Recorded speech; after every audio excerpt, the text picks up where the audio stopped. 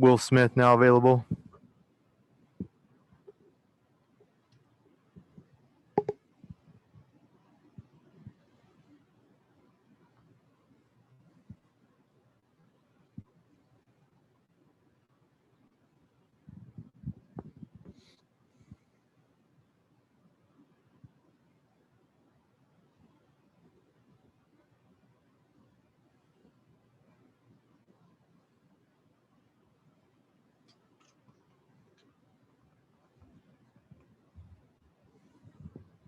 First question's from Rowan Kavner. Go ahead.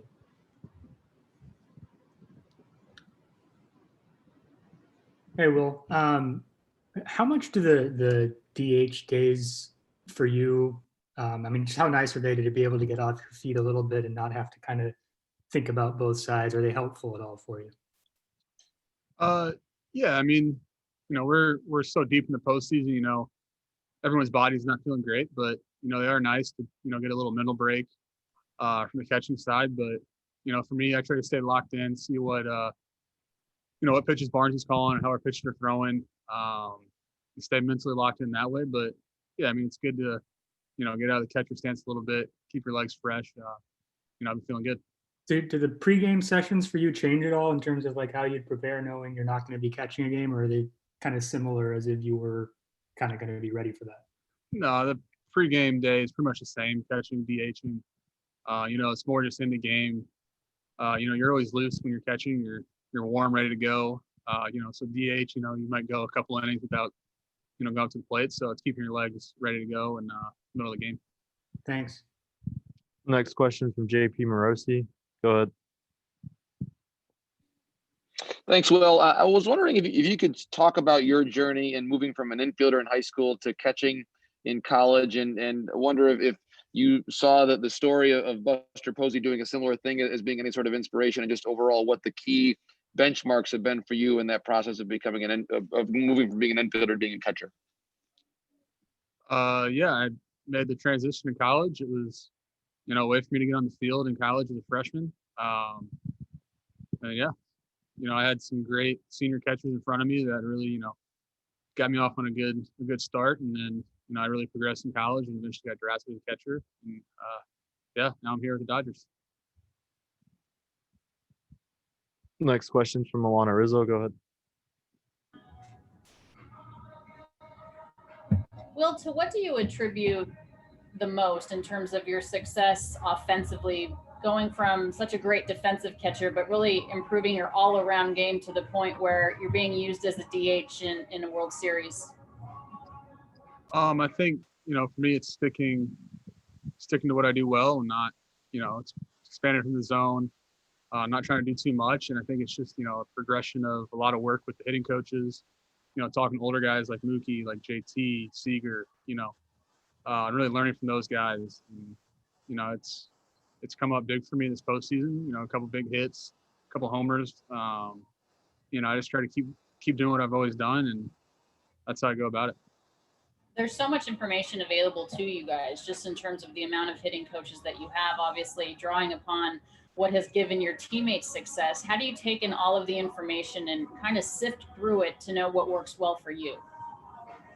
Yeah, I mean, I think that goes by trial and error. The last few years coming up in the minor leagues, last year, early this year, it's just a continuous process where you're constantly trying to fine-tune your craft, constantly trying to, find, just kind of figure out what you do well and what you don't do well and what's working at that moment. And that's really all that matters for that next AB. And yeah, that's what I'm trying to do. With Morton on the other side tonight, Will, what's the best way to be effective against him early? I think it's just good team effort like we've always done. It's rack up his pitch count, spoil pitches, move the ball, get runners over, drive guys in. That's what we've done all year long. And that's what we're going to go out trying to do. Thank you. Next question from Dave Vassay. Go ahead.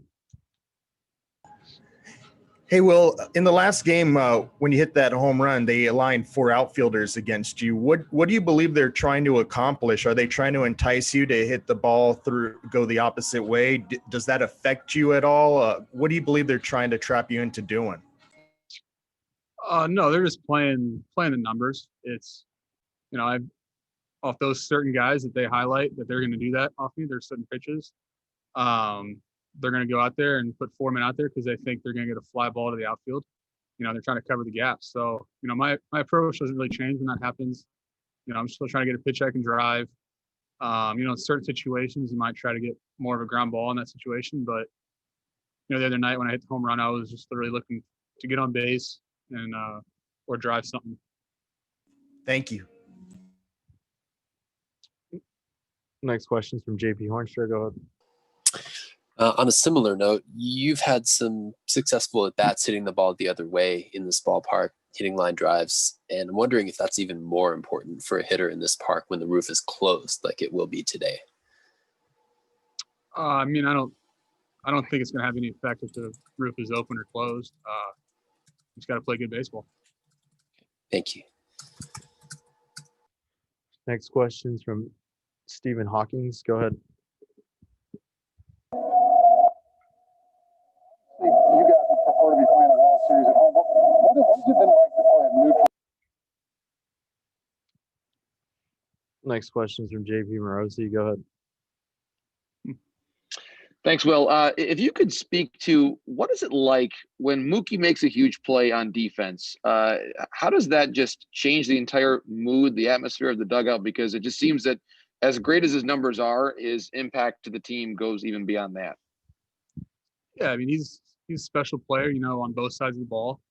Any awesome play, any of those guys make, that really just that gets everyone going. You see the hustle, you see spectacular catch, JT diving for, base runners, diving for balls in the 6 hole, Mookie out there, Belly out there, all those guys, it gets us going. And then, we get to come in, celebrate, and then get the bats going. And, it's just a momentum thing.